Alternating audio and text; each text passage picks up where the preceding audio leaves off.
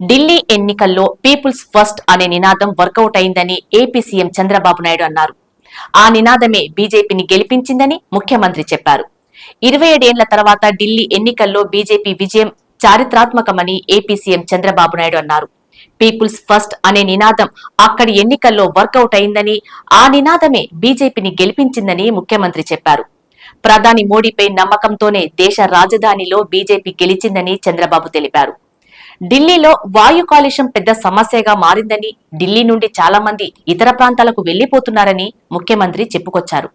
సంపద సృష్టిస్తేనే ఆదాయం పెరుగుతుందని, మౌలిక వసతులు వస్తాయని అన్నారు. సుపరిపాలన మంచి రాజకీయాలకు నాంది పలుకుతుందని చెప్పారు.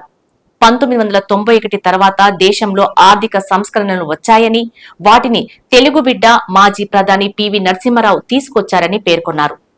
1995 నుండి 2024 మధ్య మన తలసరి ఆదాయం 9 రెట్లు పెరిగినట్లు సీఎం చంద్రబాబు వెల్లడించారు. తెలుగు రాష్ట్రాల్లో $3,000 తలసరి ఆదాయం ఉందని, బీహార్లో అది ఇంకా $750 ఉందని ముఖ్యమంత్రి చంద్రబాబు తెలిపారు. టెక్నాలజీ సహాయంతో మనం ముందుకు వెళ్లామని, మనకు ఐటీ మౌలిక వసతులు గేమ్ చేంజర్ గా మారాయని సీఎం చెప్పుకొచ్చారు. సరైన సమయంలో సరైన నాయకత్వం చాలా కీలకమైన విషయమని, భారత్కు సరైన సమయంలో వచ్చిన సరైన నాయకుడు మోదీ అని చంద్రబాబు కొనియాడారు.